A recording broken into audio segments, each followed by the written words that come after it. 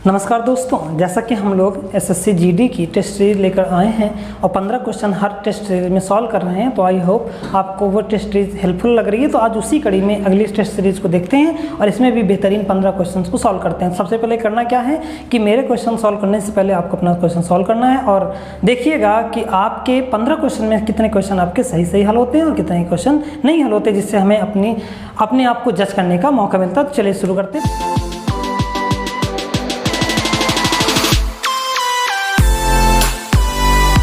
पहला क्वेश्चन आपकी स्क्रीन पर यह है कि कहा गया कि दो संख्याओं का योग 36 है और उनका मासा 3 तथा लासा 105 है, तो संख्याओं के व्युत्क्रमों का योग क्या है। तो डायरेक्ट इस सवाल का आंसर होगा, आपसे कहा गया कि दो संख्याएं थी तो हमने कह दिया एक संख्या x रही होगी, एक संख्या y रही होगी। अब उन्होंने कहा 1/x प्लस 1/y बताइए।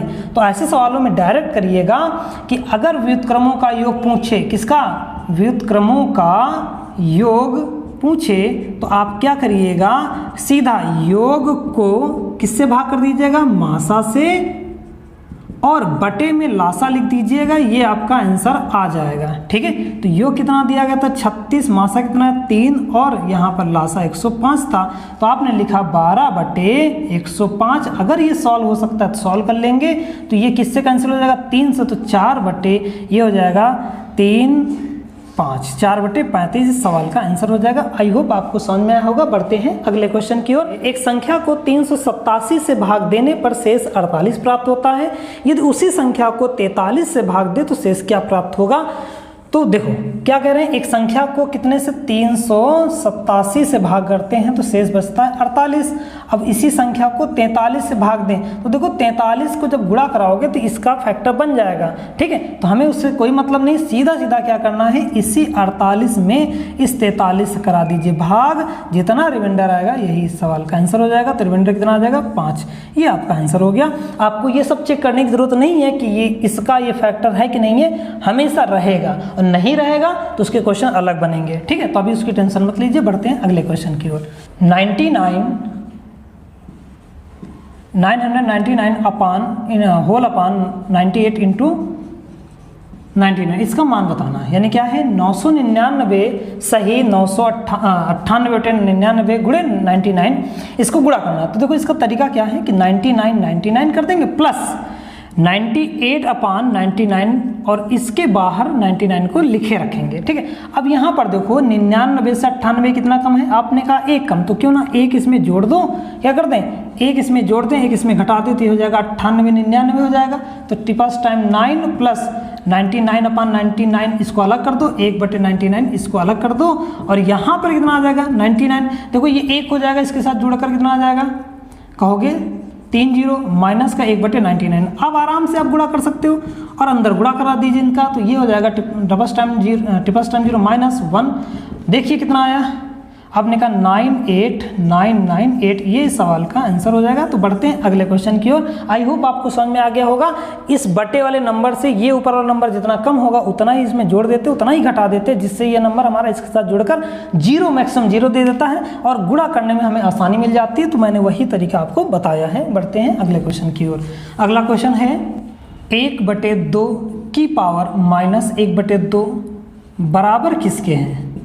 ठीक, तो देखो एक चीज समझो, आपको पता है a की पावर -m बराबर होता है a की पावर m, आपने ये सीख रखा है। ठीक है, अब अगर a/b की पावर -m हो तो अगर हम इसके अंदर के यानी बेस के नॉमिनेटर को डिनोमिनेटर को नॉमिनेटर कर दें, अर्थात अंश को हर को अंश कर दें, तो ये पावर हमेशा क्या हो जाती है, प्लस है तो नेगेटिव है तो पॉजिटिव हो जाएगी। तो b/a अगर कर देंगे तो हो जाता है m।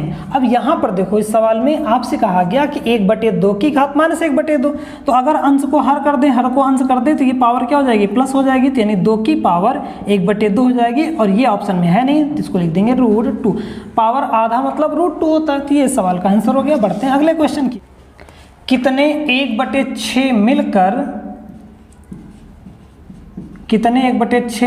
41 सहित 2/3 होंगे। तो देखो हमने कह दिया x 1/6 ले लो, जिससे 41 सही 2/3 हो जाएगा। इसको सॉल्व करोगे 125/3 आ जाएगा। 41 देंगे 100 कितना हो जाएगा 23, और 2 जोड़ देंगे कितना बन जाएगा 125/3, और ये x × 1/6 था। 6 को इधर भेज दीजिए, x बराबर 125 × 6/3 कर देंगे, ये हो जाएगा 250। अगर 106 हो जाए तो वो टोटल बन जाएगा 41 सही 2/3। बढ़ते हैं अगले क्वेश्चन की ओर। दी गई संख्याओं में सबसे बड़ी संख्या कौन सी है? तो आपको पहला नंबर है 0.9, दूसरा नंबर है 0.9 पर बार, 0.09 पर बार, फिर अगला नंबर है 0.09 पर बार। देखो अब इसका मतलब समझो, अगर हम इस नंबर को लिखना चाहें तो ये 0.90000 जब दशमलव के बाद अंक खत्म हो गया उसके बाद चाहे जितने जीरो लगा दें।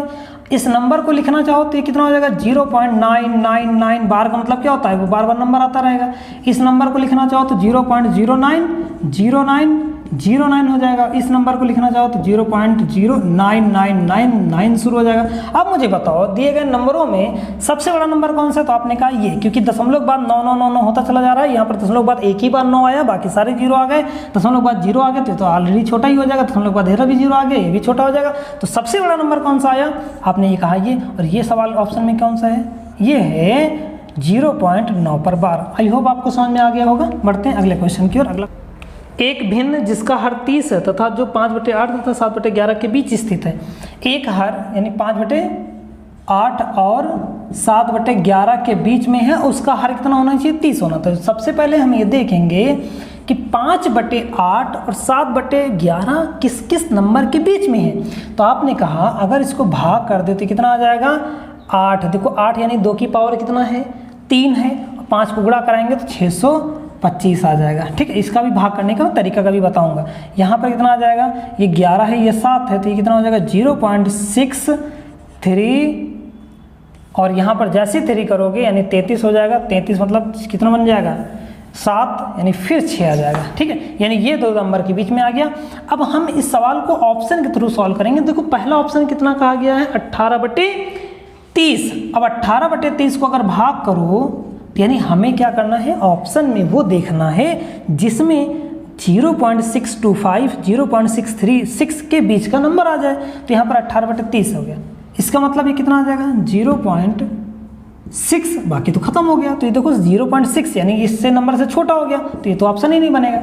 दूसरा नंबर देखो 19/30 है, यानी 1.9/3 करोगे, भाई 0 हटा दिया पॉइंट आ गया, तो कितना आ गया 0.6 बचेगा 1 3। देखो अब इस नंबर को ध्यान से देखो तो 0.6 2 और 3 के बीच में है कि नहीं है। देखो 2 से ज़्यादा है और 3 से छोटा भी, 3 6 से छोटा भी है। तो ये इस सवाल का आंसर हो जाएगा, यानी कौन सा 19/30। इस तरीके सॉल्व कर लेंगे, जिसका दशमलव इन दोनों नंबरों के बीच में आएगा वही ऑप्शन सही होगा। बढ़ते हैं अगले क्वेश्चन की ओर। अगला क्वेश्चन,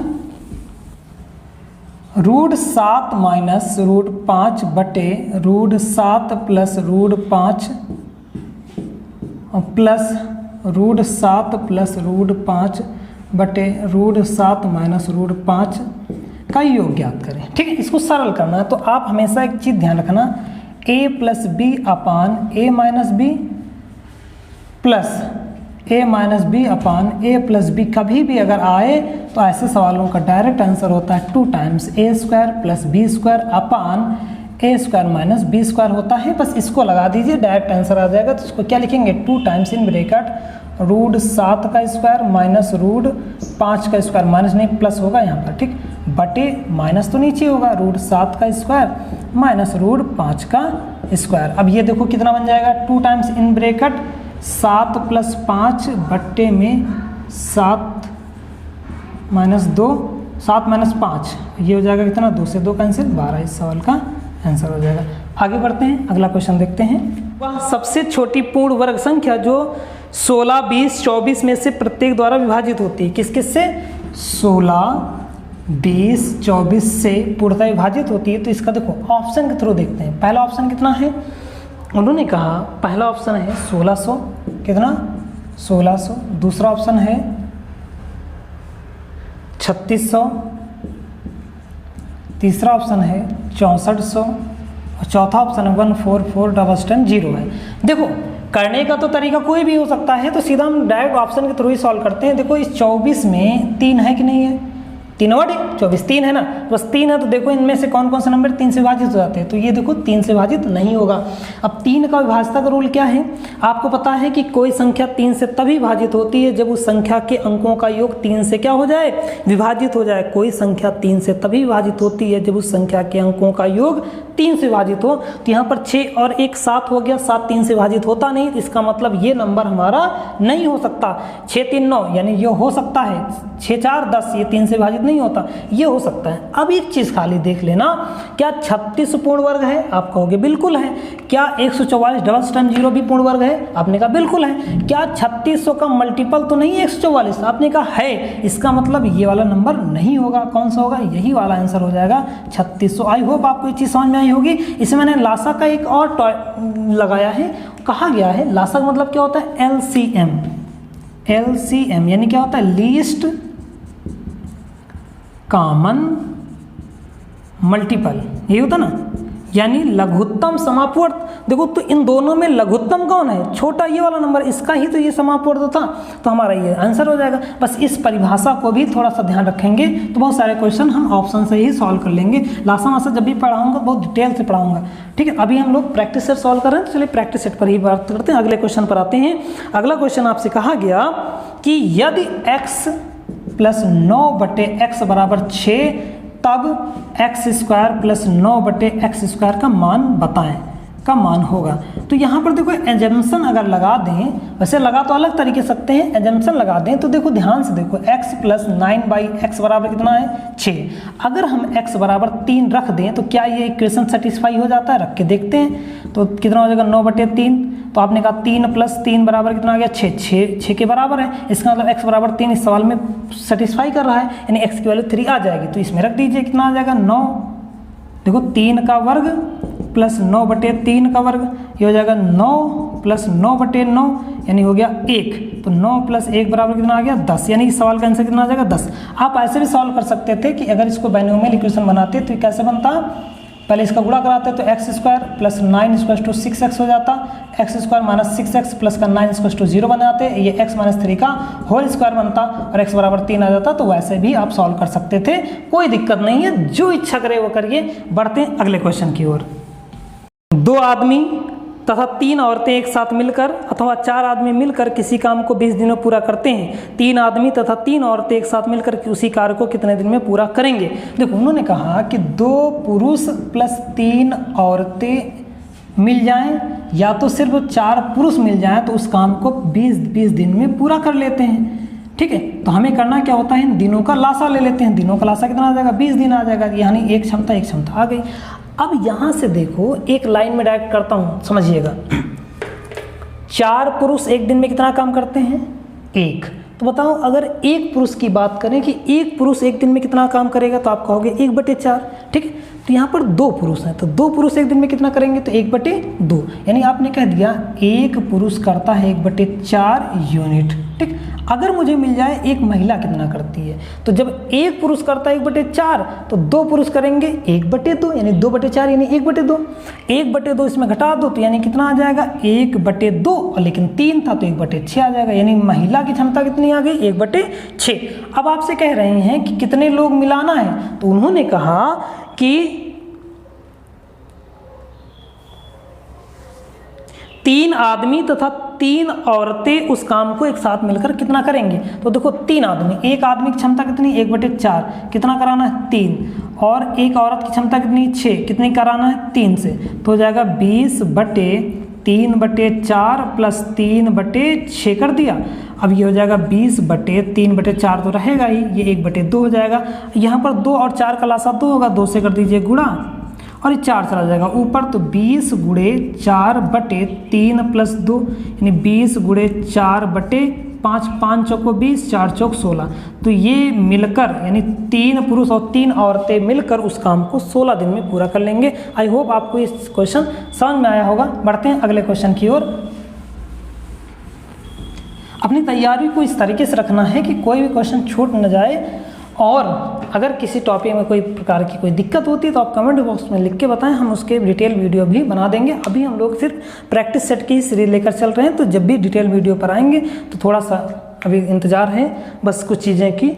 अगला क्वेश्चन है A, B, C मिलकर किसी खाली टैंक को 10 मिनट भरते हैं। देखो सवाल में कहा गया A + B + C एक टैंक को 10 मिनट में भरते हैं। 10 मिनट में अकेला A उस टैंक को कितने मिनट भरता है? तो उन्होंने कहा अकेला टैंक को भरता है A 30 मिनट में और अकेला B भरता है 40 मिनट में। तो पूछा गया है अकेला C उस टैंक को कितने मिनट में भरेगा। तो आपको सबसे पहले क्या करना होगा, इन तीनों का लासा लेना होगा। देखो 10, 30, 40 का लासा कितना आ जाएगा? 120। कैसे? देखो तीनों में 0 है तो हमने 0 ले लिया। 1, 3, 4 का लासा 12 होता, 12 ही लिख दिया। तो ये हो जाएगा कितना हो जाएगा? 10 यानी 12। ये कितना बन गया? 4, ये बन गया 3। अब देखो A + B + C तीनों एक दिन में 12 यूनिट काम करते हैं, जबकि A + B कितना कर देता है? तो आपने कहा 7 यूनिट कर देता है। तो इन दोनों का अंतर अगर निकालें तो C अकेला 5 यूनिट करेगा कि नहीं करेगा? देखो भाई 12 में 7 घटा देंगे 5 आ जाएगा। कुल क्षमता कितनी है? 120 की। अब एक की क्षमता एक दिन की कितनी है? 5 की। तो C अकेला कितना करेगा? आपने कहा भैया 120 टंकी की क्षमता थी, एक दिन में 5 भर सकता है। 24 मिनट आ गए, तो 24 मिनट में ये उस टंकी को भर देगा। आई होप आपको समझ में आया होगा। बढ़ते हैं अगले क्वेश्चन की ओर। अगला क्वेश्चन है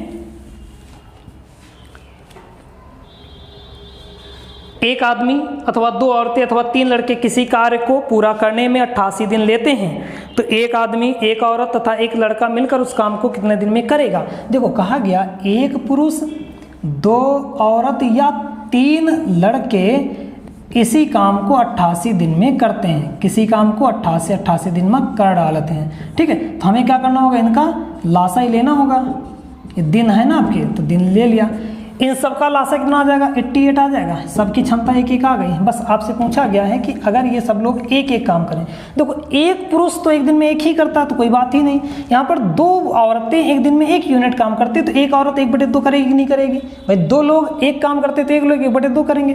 3 लड़के एक दिन में करते हैं 1 यूनिट काम, तो एक लड़का एक दिन में करेगा 1/3। इन सबका लासा ले लीजिए तो आप कहोगे इन सबका लासा 6 आएगा। 6 सबसे नीचे ऊपर चला जाएगा, क्योंकि आपको पता है A/B होल C होता है, तो C सबसे ऊपर चला जाता है, AC/B हो जाता है। ठीक है, अब यहाँ पर देखो इन सबका लासा 6 + 3 + 2 यानी कितना हो जाएगा? 88 × 6/11, 11 88 हो जाएगा 48 दिन।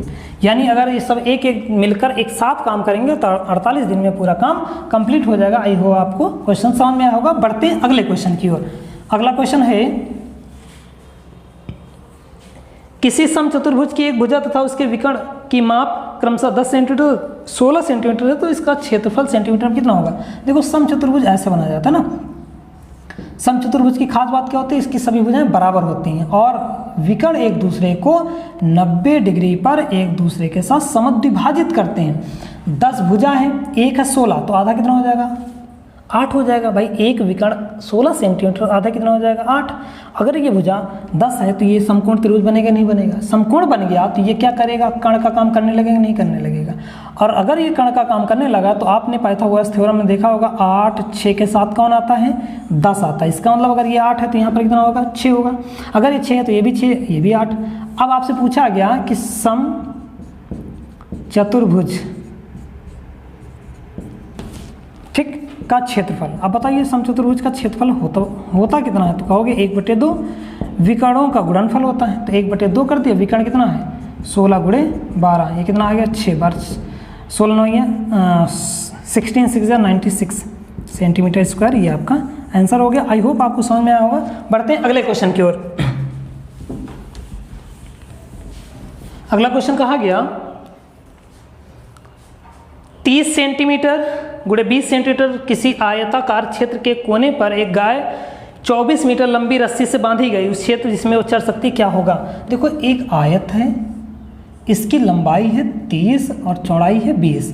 इसके कोने पर एक गाय को बांध दिया गया। इस गाय की रस्सी का जो लंबाई हो 14 मीटर है। तो आपसे कह रहे हैं इसका क्षेत्रफल बताओ, ये चढ़ने वाला। तो देखो ये एक क्या है? ये एक वृत्तखंड है कि नहीं है? और वो भी चतुर्थांश वाला, क्योंकि आपको पता आयत के 2 संलग्न भुजाओं के बीच कितने अंश का कोण बनता है? 90 अंश का बनता है। तो इसका मतलब चढ़ने वाला भाग कितना हो जाएगा, तो आप कहोगे पाई आर स्क्वायर, तो पूरे का होता है बाई 4 कर दीजिए, तो 22/7 गुणे आर का मान कितना है 14, तो 14 गुणे 14/4 कर दीजिए, 7 आ गया, फिर 7 आ गया, 7 से 7 कैंसिल, 154 सेंटीमीटर इस सवाल का आंसर हो जाएगा। अगर सेंटीमीटर है तो मीटर कर देंगे, ये आपका आंसर हो जाएगा। आगे बढ़ते हैं। 25 तथा 10% के क्रमवार बट्टों के समतुल्य एकमात्र बट्टा क्या होगा। आपसे कहा गया कि पहला बट्टा कितना है 25% का है, दूसरा बट्टा 10% का है, तो इनका समतुल्य बट्टा कितना होगा, कितना समतुल्य बट्टा। तो दोस्तों समतुल्य बट्टा क्या होता है, a + b - ab/100, इस फार्मूले में रख देंगे, आंसर निकाल लेंगे। 25 + का 10 - का 25 गुणे 10/100 कर देंगे, 25 चौके 100, ये हो जाएगा 2.5, ये आ जाएगा 35 - 2.5, घटा दीजिए 32.5, इस सवाल का आंसर हो जाएगा। तो आई होप आपको चीज़ें समझ में आई होगी। अगर वीडियो अच्छा लगे दोस्तों को भी शेयर करिएगा।